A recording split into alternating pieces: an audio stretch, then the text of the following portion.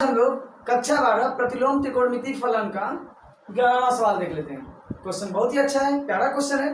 तो चलिए ज्यादा समय न लेते हुए क्वेश्चन को हल करते हैं और समझते हैं। दिया है tan inverse 2 cos 2 sin inverse 1/2 मतलब 1/2।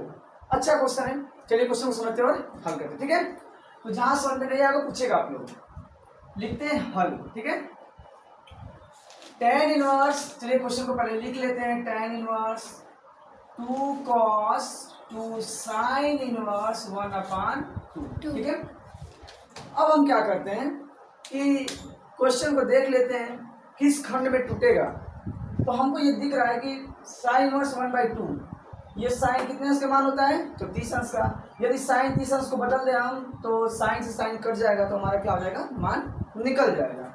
चलिए हम लिखते हैं, इसको हल करते हैं। तो हो जाएगा tan इनवर्स, क्या हो जाएगा, tan इनवर्स 2 cos, देखिए 2 sin इनवर्स को रहने देते हैं, लेकिन 1/2 किसका मान होता है? sin 30 अंश का। इसको हम लिख सकते हैं क्या, π/6। यदि इसको हम मतलब ब्रैकेट का प्रयोग कर दें तो क्या हो जाएगा, sin π/6।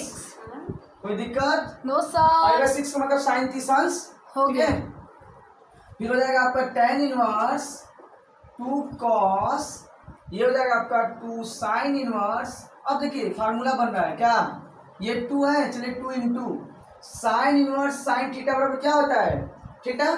चलिए लिख देते हैं, चूंकि समझिएगा, चूंकि sin inverse sin theta equal to theta, तो ये हो गया आपका sin इनवर्स। ठीक है बेटा, ये क्या होगा, sin है, थीटा क्या हो गया आपका π/6। तो हो जाएगा आपका 2 into sin इनवर्स sin, तो π/6 और 2 3 जा 6, 3 बार कट गया। तो हो जाएगा आपका tan इनवर्स, क्या हो जाएगा, tan इनवर्स 2 cos π/3। अब यही समझने वाली बात है क्या, कि tan इनवर्स है, चलिए इसको लिखते हैं हम tan इनवर्स। क्या लिखते हैं, tan इनवर्स। ये 2 है, 2 हो गया इनटू cos π/3 का मान क्या होता है, cos π/3 का मान, जो sin 60 अंश का मान होता है वही cos π/3 का मान होता है। ठीक है, तो π/3 का मतलब क्या होता है, 60 अंश। कितना, तो cos 30 अंश का मान 1/2, तो cos 30 अंश का मान भी क्या हो जाएगा, 1/2 हो जाएगा। sin 30 अंश का मान 1/2, तो cos 60 अंश का मान 1/2, 2 से 2 कट गया, तो आ गया आपका क्या, tan इनवर्स 1।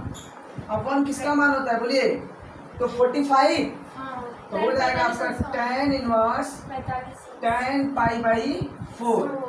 अब यही फार्मूला आपका लगा था कि sin इनवर्स sin थीटा बराबर थीटा, ठीक वैसे ही tan इनवर्स tan थीटा बराबर थीटा, तो π/4 आपका फाइनली क्या हो जाएगा, answer. That's clear? Yes sir, चलिए क्वेश्चन नंबर 12 देखते हैं। ठीक है, यस सर।